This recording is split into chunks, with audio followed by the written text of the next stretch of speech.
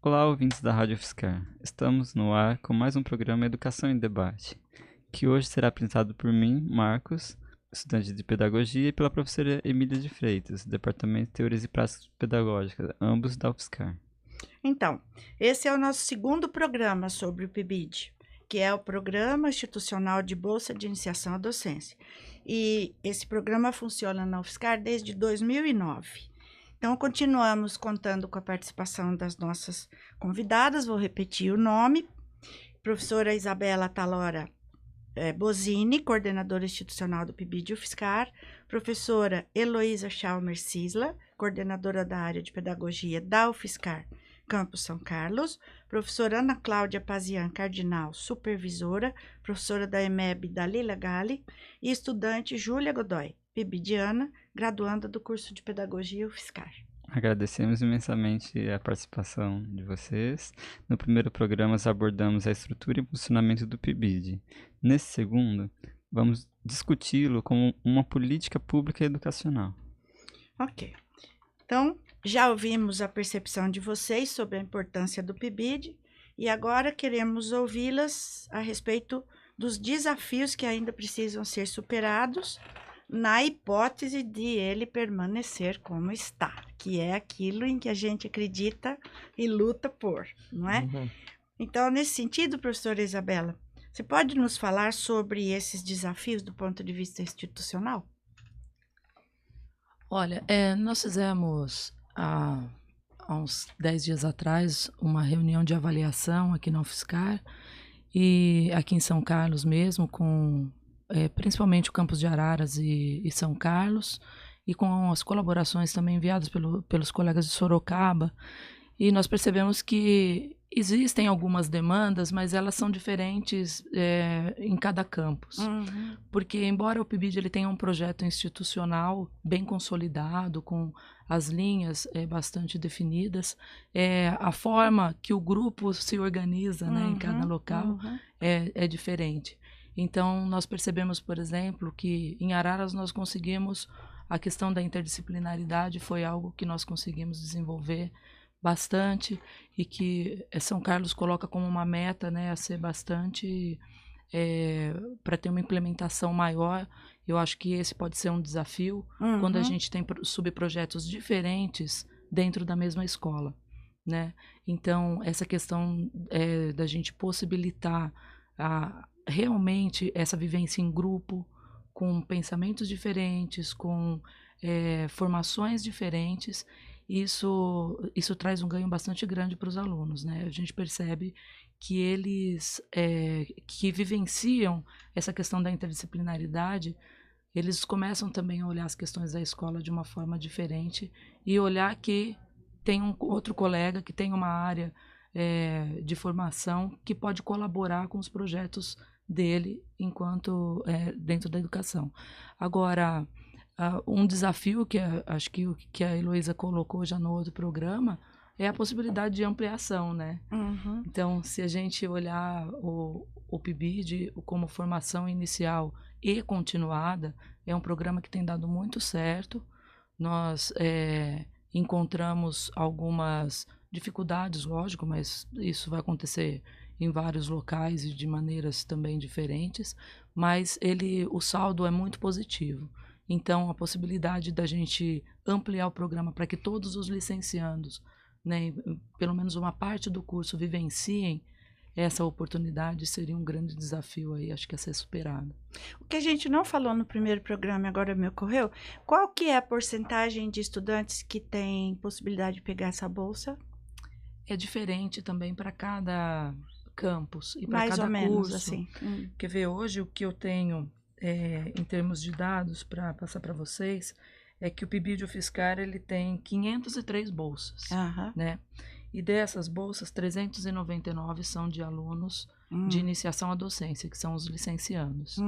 Então, por exemplo, no nosso campus em Araras, eu posso dizer que 50% dos alunos ou 60% passam pelo PIBID. Né? Que ótimo. Sim. E agora, essa realidade não é a mesma né? Se a gente olhar para outros cursos e outros campos que são maiores, cursos que têm maior quantidade de vaga, né? Então, quando o projeto institucional foi constituído, essa distribuição não foi feita dessa forma. Uhum. Muito bem. E além dessa expansão numérica, né, tem a expansão dos níveis de atuação, né? Que é ensino infantil, né? Que até agora Sim, não é uma tem. outra demanda. Sim. Uma outra demanda importante. Uhum. E no âmbito do curso, professora Heloísa, como você vê esses desafios? Eu acho que no curso de pedagogia aqui de São Carlos, se a gente considerasse, né, o número de estudantes de ingresso, multiplicar pelos 5 anos, o total, né, cheio seria de 450 estudantes no curso, sendo que são 61 bolsas. Então, é expressivo, né? Para a pedagogia, realmente... aqui de São Carlos é uma porcentagem expressiva mesmo, porque a gente tem uma rotatividade, os estudantes saem, vão para iniciação científica, vão para estágio, porque também tem eu vejo que estão aumentando as oportunidades de estágio não obrigatório, né, para os estudantes da pedagogia, daí sai do PIBID, porque a remuneração do estágio é maior. Então, a gente tem também um percentual alto de estudantes que fazem PIBID, né? Não vão fazer PIBID os que trabalham, os que já trabalham, em geral, turno completo, né? Trabalhos que demandam mais da pessoa.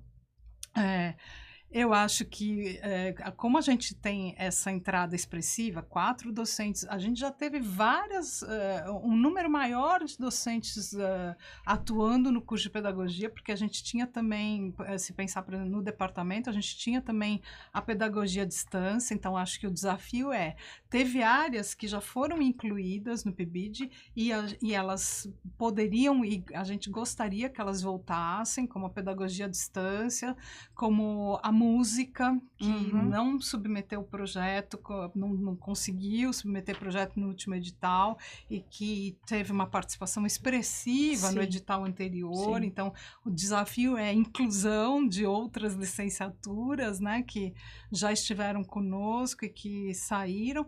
Eu acho que a inserção no curso, como tem uma quantidade de docentes até expressiva que atua no PIBID, via essas docentes, via também as PIBIdianas e os PIBIdianos que levam para a sala de aula suas experiências no PIBID, né? E compartilham em outras disciplinas que não são as dessas 4 docentes, com os colegas, né? Compartilham o que aprendem, o que estão aprendendo, discutindo no PIBID com esses colegas. Então, é mais por aí. Na Semana da Educação, apresentação de trabalhos dos PIBIdianos, então tem uma difusão também dentro do curso. Eu acho que um desafio importante eu acho que na área de educação, as políticas literalmente isso, elas vivem caindo nas nossas cabeças. E o PIBID não é diferente, né? O ano passado, o MEC queria implantar, foi uma confusão terrível, a gente ficou sob a iminência de corte, de interrupção do programa, eles chegaram a lançar um edital, a gente teve que fazer um projeto, escrever projeto, aí enquanto isso a gente brigou para o PIBID continuar como estava até o fim do edital, que era um acordo, um edital o MEC lança o edital, a gente submete projeto e o compromisso é de seguir isso até o fim. O MEC estava descumprindo esse compromisso, né? Então, e num formato que era mais individual, que não valorizava essa parceria que a gente tanto trabalha de construir com as escolas públicas, né, e que é tão preciosa,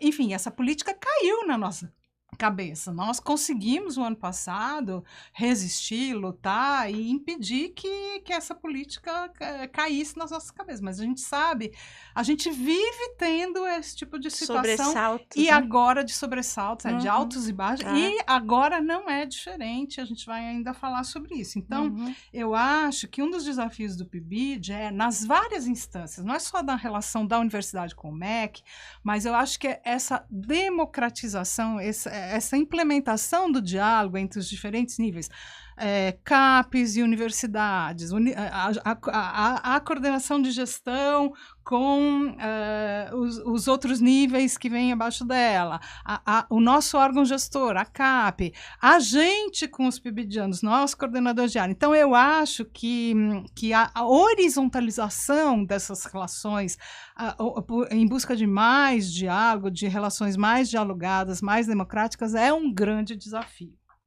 Muito bem. E aí, a gente pergunta agora para a professora Ana Cláudia. Eu acho Você sente desafios em relação à escola? Sim, eu acho que o nosso desafio hoje é o trabalho interdisciplinar entre as áreas que atuam na escola. Tá. Hoje, na Dalila, a gente tem apenas 3 áreas: a educação especial, a pedagogia e letras.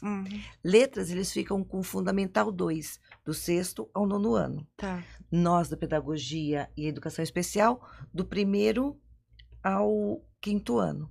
Então, a gente acaba não encontrando os alunos de letras, supervisores, para a gente sentar e desenvolver um trabalho. Nós, da pedagogia, acabamos trabalhando com todas as áreas, porque na nossa formação nós somos polivalentes.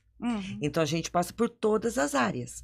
Mas letras, eles ficam apenas com a área deles. Então, acaba deixando a matemática. Então, é difícil a gente conseguir um horário e um projeto que seja desenvolvido pelas 3 áreas ao mesmo tempo. Isso eu acho que é o nosso grande desafio. Nós já tentamos, conseguimos em um ano, né, Lu, acho que a Lu era a nossa coordenadora, de fazer a pedagogia com a música. Fizemos um trabalho muito interessante, com todos os terceiros anos da escola. Mas foi um único ano que nós conseguimos.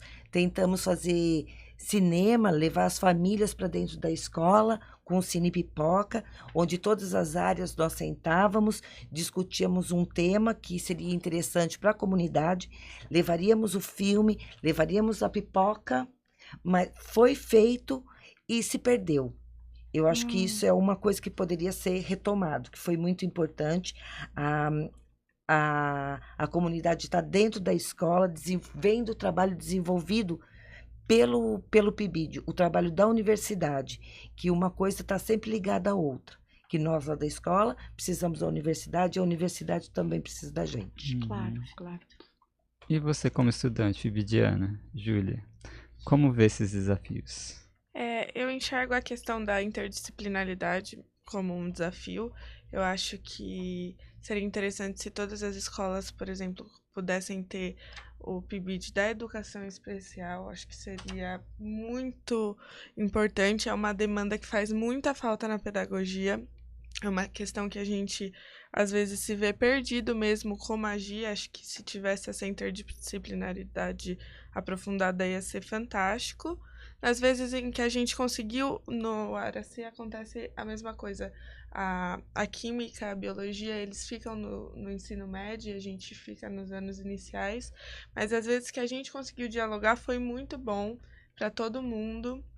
Então eu acho que esse seria um dos desafios que eu vejo. Muito bem. Bem, nesse debate, consideramos necessário também pensar nas perspectivas, né?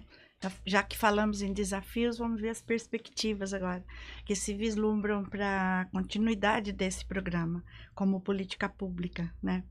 Já se fala, né, a gente já ouviu, um pouco na mídia, um pouco no próprio MEC, né, em substituí-lo, né, por um programa que tem sido chamado até agora, pelo menos, de residência pedagógica. Vocês consideram, vocês já disseram que não preciso nem fazer essa pergunta, né? Conveniente extinguir o PIBID? Não. A resposta já está dada. Mas a outra pergunta seria, a residência pedagógica, tal como está pensada, pelo menos até agora, porque nós temos poucas informações a respeito do que eles estão pretendendo, né? Seria realmente um substituto para o PIBID? Começando pela professora Heloísa, talvez? A gente já... de fato, o que a gente sabe é muito pouco, né? Tem um material na página no portal do MEC, e tem um vídeo do ministro, eu não assisti, mas eu eu li, né, a apresentação em PowerPoint que está disponibilizada lá. Nessa apresentação, o PIBID está dentro da residência pedagógica e está escrito assim, modernização do PIBID.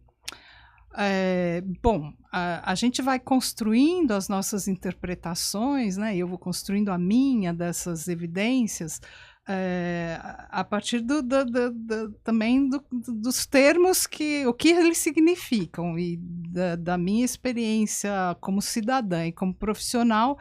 Quando vem um termo como esse, modernização do PIBID, eu já fico com um monte de pulga atrás da orelha. Então, eu acho que o que está se propondo, né, é a minha interpretação. É a extinção do PIBID, né? O número de bolsas é similar. A minha interpretação também, o que eu vou juntar, né? Aí algumas peças. Eu acho que eles vão querer reeditar o edital que eles colocaram o ano passado. Aquele edital, ele era para o PIBID, eu acho que aí não sei se eles vão chamar PIBID ou não, mas qual era a diferença dele que a gente estava aqui resistindo? Eu disse, esse eu não vou, porque ele tinha uma marca individualista, ao passo que o PIBID tem uma marca de projeto coletivo, de fazer junto, desse cuidado. Então, era uma precarização do trabalho da supervisora, da coordenadora. Então, hoje eu estou as coordenadoras estão em 1, 2 escolas, a gente teria que estar em 10, 7, as supervisoras estão em uma escola, que é a escola na qual elas trabalham, elas teriam que supervisionar PIBIdianos em 7, eu lembro desse número, era uma coisa assim, 7 escolas. Quer dizer, como é que você faz isso com qualidade? Eu vou responder, não faz, né? É para não fazer com qualidade. Aquele projeto, na minha leitura, era não fazer com qualidade. Residência pedagógica, a gente tem vários modelos de estágio, o modelo aqui no estado de São Paulo já teve, era voltado para as turmas de alfabetização, e parece que o edital do ano passado também se voltava, né? A grande preocupação é com a alfabetização, e é uma preocupação pertinente, porque de fato é uma questão que se mantém, né? Que tem aí sido foco das políticas públicas, porque tem permanecido, né? Os nossos indicadores de alfabetismo, eles têm aumentado, mas não na proporção que a gente gostaria, né? A gente ainda tem um número alto de pessoas analfabetas no país, e então o programa estava voltado para esse. Eu acho que eles vão reeditar, mas é tudo, a gente sabe muito pouco, como a Emília já indicou, mas eu tenho algumas apostas aí do mal que vem pela frente. Eu acho que não é coisa boa, não. O que a gente tem feito, a Isabela pode falar um pouco mais, tentar lutar e resistir, como a gente fez o ano passado, e tentar apostar que vai dar certo de novo esse ano, né? Então, eu acho que a residência, a gente ainda não sabe o que vai ser essa residência pedagógica, né? Então, é difícil falar. A gente tem que, são hipóteses do que a gente acha, com as evidências que a gente tem, a gente faz as interpretações, né? Professora Ana Cláudia, como você vê essa questão? Então, para a gente da escola pública é mais difícil ainda, porque as informações não chegam. A Elo acabou de falar, ela dentro de uma universidade que tem um relacionamento vamos dizer assim, melhor com o MEC, já não tem esse tipo de informação. Nós, lá, temos menos ainda. Então, é uma questão difícil de se dizer. Se fosse uma residência, como eu, Ana Cláudia, agora falando o que eu acho, se fosse uma residência, como uma residência médica, que você se formou, e após essa formação, você vai para uma residência, onde você vai lá dar aula para aprender, muito interessante. Agora, como foi passado, como eu ouvi um aluno do 3º ano de pedagogia assumir uma sala de aula, é muito difícil. Nós, professores, já passamos por isso. No nosso início de carreira, nós vimos o quanto difícil foi. A gente pegar uma turma, saber lidar, ver cada dia é um acontecimento, cada dia é uma novidade, para a gente ter saber lidar com tudo isso. E uma pessoa que está em formação, chega lá e assumir. Eu acho muito difícil. E possível de assustar, né? Sim. Quer dizer, uma pessoa que ainda não está completamente... E Quer dizer, quantos... completamente formada a gente nunca vai estar, mas quer dizer que não terminou a formação inicial Isso. ainda, E né? quantas meninas que estão no PIBID, que estão ali com a gente na hora de fazer, preparar a aula, tudo que elas pensavam assim, nossa, Ana, como é difícil, será que é isso mesmo, a insegurança que eles têm? Isso que tem nós, professores da rede pública, junto, os professores da universidade ao lado, dando amparo, ajudando, tudo, elas têm essa dificuldade. Imagina chegar sozinha, se ver frente a uma turma. Pois é. Com toda essa diversidade ainda que há dentro das escolas. Porque às vezes a gente fala assim, é fácil. Fácil, cada um é cada um. Hoje, como a Júlia acabou de falar sobre a educação especial, nós temos muitas crianças portadoras de deficiências dentro da escola, cada uma de um jeito, cada uma que eu tenho que saber como lidar, procurar professores especializados que me digam como lidar com aquela criança, como trabalhar com aquela criança, como que essas meninas irão fazer, como esses residentes irão fazer. Pois é. Terrível, se for assim mesmo, né? Não vai ser bom. E a sua percepção, Júlia? É por essa linha mesmo. Eu vejo muito. A gente comenta muito que a gente se sente mais preparada para quando sair, quando se formar, entrar em uma sala de aula, porque teve a experiência do PIBID no formato que a gente está tendo, né? Com o contato com os professores sendo supervisionado, em que você pergunta e você aprende. Eu acho que ia ser, se for nesse formato mesmo, muito assustador mesmo, porque eu, particularmente, não me sentiria preparada para pegar uma sala sozinha. E quando a gente fala dos desafios, a gente fala em ampliação, em aprofundar. E aí, você mudar totalmente o formato para fazer de outra forma, e aí você vai priorizar as coisas que a gente sabe que não são o foco do que a gente sente que precisa no PIBID e que seria muito bom para as escolas e para a nossa formação. Eu acho que não seria muito, muito ruim mesmo, assim. O que me veio à cabeça agora como estudante é assumir uma turma, dar conta de ir às aulas, fazer todo o trabalho. A partir do 3º ano tem a monografia para entregar. Todos os cursos, horas de estágio. Sim. Não vai dar. Até por isso. Até por isso fica... E, professora Isabela, como você vê a continuidade do PIBID nessa perspectiva? Olha, eu acho que tem várias questões aí que as colegas já levantaram, mas o que a gente percebe é que não existe um projeto de educação para o nosso país, infelizmente. Né? Então, parece que cada ministro que entra tem que deixar uma marquinha. Então, são as políticas de zigue-zague que a gente fala, elas vão e voltam. E, infelizmente, os objetivos não são claros, né, do que a gente espera. Quando o PIBID foi constituído, existia uma relação muito afinada com o MEC e com a CAPES. Então, o MEC proporcionou vários encontros entre os coordenadores institucionais e dirigentes da CAPES e do MEC, em vários eventos. Isso, assim, foi aprimorando e possibilitando que as redes se estendessem para além das universidades. Então, foram formadas várias redes entre universidades também. E então, e isso foi aos poucos também sendo desmantelado, né? Então, a proposta inicial já do PIBID, ela vai perdendo, infelizmente, ela vai perdendo verba e ela vai, e algumas coisas vão sendo retiradas. As verbas de custeio que vinham no início do programa, nós perdemos todas, né? Então, nós tínhamos uma verba bastante significativa para poder trabalhar. Quando houve uma mudança de coordenação institucional, a verba que nós tínhamos em caixa, ela foi tomada pelo MEC, não foi devolvida. Né? Isso é importante que a gente diga, como aconteceu agora com a universidade, de uma forma geral. As verbas desaparecem, não sei o que acontece. Mas tem essa questão também, então, dessa marca, de querer se deixar uma marca.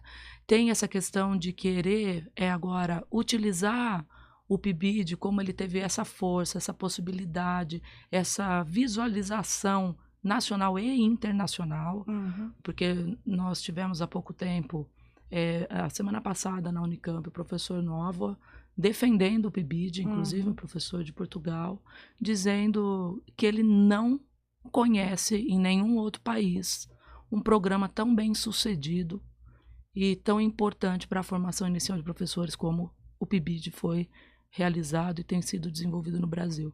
Então, uma força internacional dizendo isso, né? Uma pessoa que tem aí uma gama de artigos publicados, um reconhecimento internacional, né? Só demonstra também aí todo o trabalho que é feito. Então, infelizmente, eu não vejo residência educacional ou residência pedagógica com bons olhos, né? Nós sabemos que quem está gestando esse projeto é a secretária do MEC, professora Maria Helena, que ela esteve também na secretaria aqui no estado de São Paulo.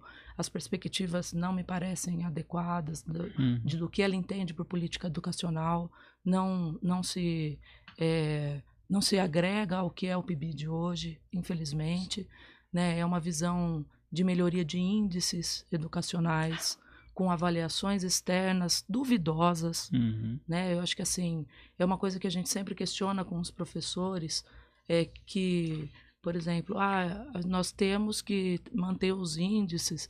Eu acho que os índices são consequência quando o trabalho é bem feito. Claro. Né? Agora, que tipo de avaliação chega na escola? Como esses índices estão sendo utilizados? E muitas vezes os professores são cobrados e obrigados a treinar os alunos para fazer a prova e não para discutir realmente os conhecimentos que eles aprenderam. Então, eu entendo esse residência como um retrocesso. Me parece que é uma tentativa de colocar os alunos para tapar buraco quando não temos professores nas escolas. E eu faço aqui um apelo aos gestores, né, aos diretores de escola que não entrem nessa perspectiva, porque nós vamos perder muito em qualidade, na qualidade que nós conquistamos nos últimos anos com o PIBID.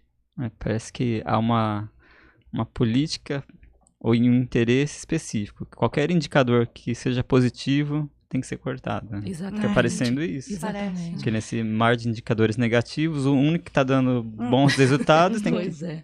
Eu acho que o PIBID incomoda exatamente por poder possibilitar essa ampla rede e essa divulgação e melhoria do trabalho na escola com os professores, sabe? E também não posso deixar de dizer da importância de uma associação que nós criamos, né, que é do FORPIBID.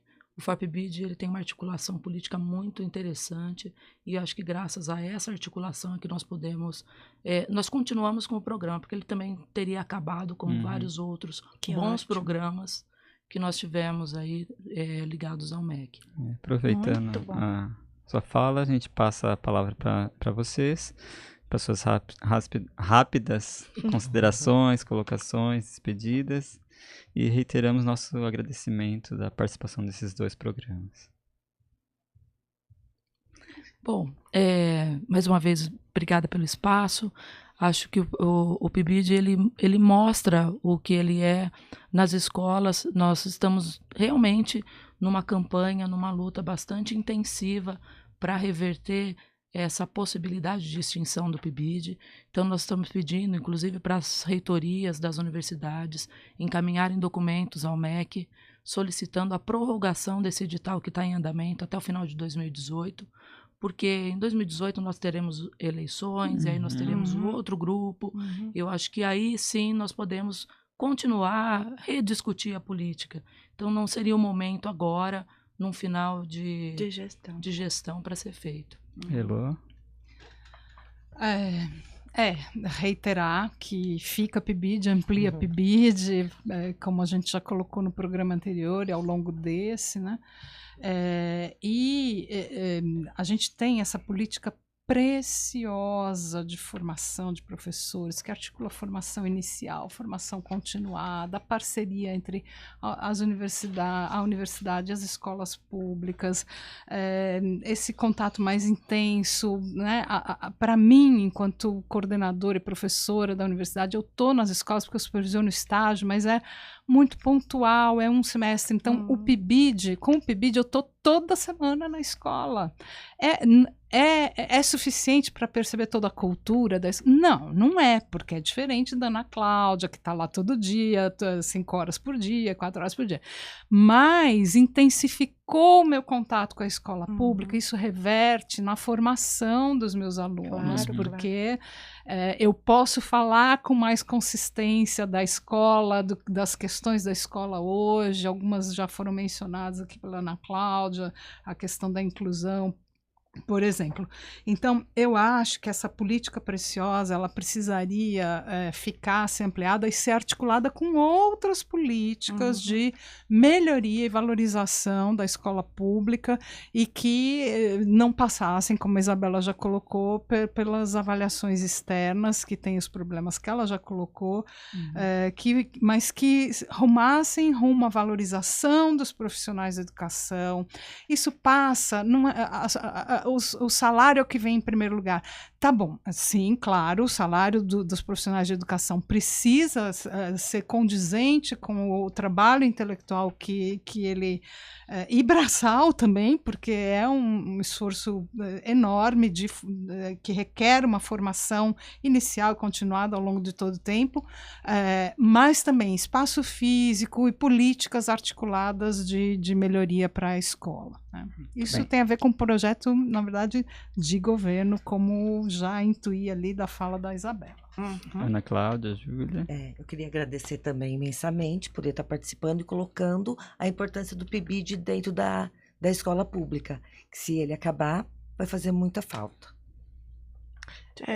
Eu reitero também que para os bolsistas vai fazer muita falta, e como ela falou, da mesma forma que ela consegue direcionar os alunos dela depois de ter ido às escolas, a gente também consegue perceber as demandas que faltam no curso em relação a isso, então é muito importante.